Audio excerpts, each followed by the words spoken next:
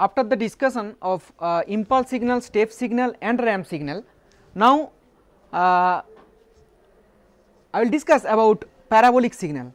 We know the definition or representation of parabolic signal is xt is equal to at square by 2 when t greater than equal to 0 and it is equal to 0 for t less than 0, and this is the corresponding waveform. Similarly, if this value, this constant value a is equal to 1, then it is known as unit parabolic signal. Okay. So, xt is equal to t square by 2 for t greater than 0 and xt is equal to 0 for t less than 0. Okay. Got it? Now, next one is sinusoidal signal, and sinusoidal may be sine signal or cosine signal, and the representation is xt is equal to a sin omega 0 t plus theta, where omega 0 is the angular frequency in radian per second, and we know omega 0 is equal to 2 pi f 0, obviously f 0 is the frequency in hertz and it is equal to 2 pi by t, and this is the waveform. As sine, you know, sine value at t is equal to 0, this instant the amplitude is equal to 0, so it will start from 0. Similarly, the second one is cosine signal, xt is equal to a cos omega 0 t plus theta. Okay. And this is the representation. As we know, the when t is equal to 0, it will give you the maximum value, that is this is the waveform, this is the representation. Okay.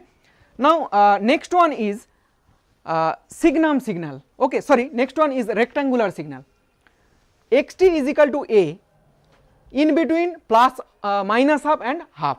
Okay, when t less than equal to this and greater than equal to this, and xt is equal to 0 otherwise, and this is the representation. So, in between minus half and plus half we will get this value, this amplitude is the constant value is a, okay, otherwise it is equal to 0, and this is the corresponding representation of rectangular signal.